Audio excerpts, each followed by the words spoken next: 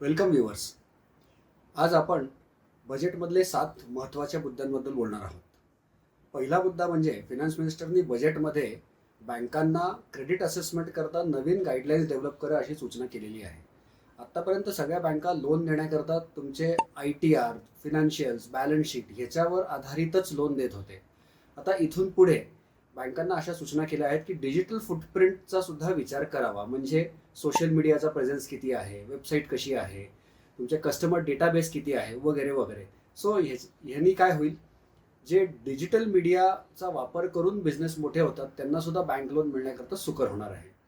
मुद्रा लोनमध्ये आत्तापर्यंत ज्यांनी तरुण ह्या कॅटेगरीमध्ये मुद्रा लोन घेऊन परतफेड केली आहे, तरुण कॅटेगरीमध्ये 10 लाखापर्यंत मुद्रा लोन मिळत होतं, ते ह्याच्या अगोदर घेतलंय आणि व्यवस्थितरित्या परतफेड केली आहे, अशांना 20 लाखापर्यंत मुद्राच्या कॅटेगरी खाली नवीन लोन देण्याची पण सोय या बजेटमध्ये करण्यात आलेली आहे.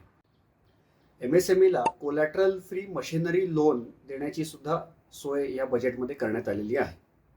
यूथ करता एक इंटर्नशिप प्रोग्राम लॉन्च करण्यात आला आहे. 1 कोटी तरुणांना 500 टॉप कंपनीजमध्ये 1 वर्षाची इंटर्नशिप सोय त्याच्यामध्ये करण्यात आलेली आहे. ह्या इंटर्नशिपद्वारे हे सगळे तरुण जे त्याला इलिजिबल होतील ते तरुण या 500 कंपनीजमध्ये 1 वर्ष काम करून व्यवस्थित त्यांच्या सिस्टम्स प्रोसेसेस शिकून पुढे नोकरी करू शकतात किंवा स्वतःचा व्यवसाय सुरू करू शकतात.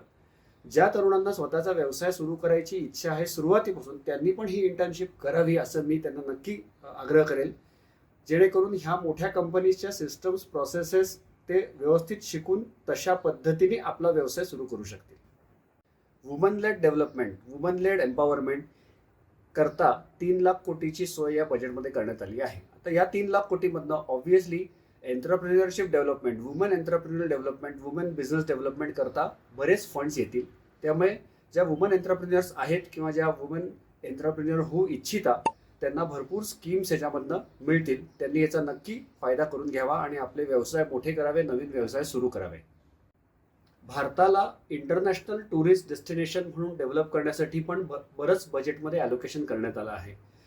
याचा फायदा टुरिझम इंडस्ट्रीमध्ये जे काम करतात, डिरेक्टली टुरिझम इंडस्ट्रीशी रिलेटेड, म्हणजे ट्रान्सपोर्टवाले, हॉटेलवाले, ट्रॅव्हल प्लॅनर्स, ह्या सगळ्यांना तर नक्कीच फायदा होईल. याच्या व्यतिरिक्त टुरिस्ट डेस्टिनेशन्सवर असलेल्या इतर बऱ्याचशा व्यावसायिकांना सुद्धा फायदा होईल. तिथले लोकल काही प्रोडक्ट्स असतील, लोकल क्युझिन्स असतील, लोकल आर्ट प्रोडक्शन काही असेल, तर ह्या सगळ्या लोकांना ह्याचा नक्की फायदा होईल. 100 स्ट्रीट फूड हब्स डेव्हलप करण्यासाठी पण ॲलोकेशन या बजेटमध्ये करण्यात आलेली आहे.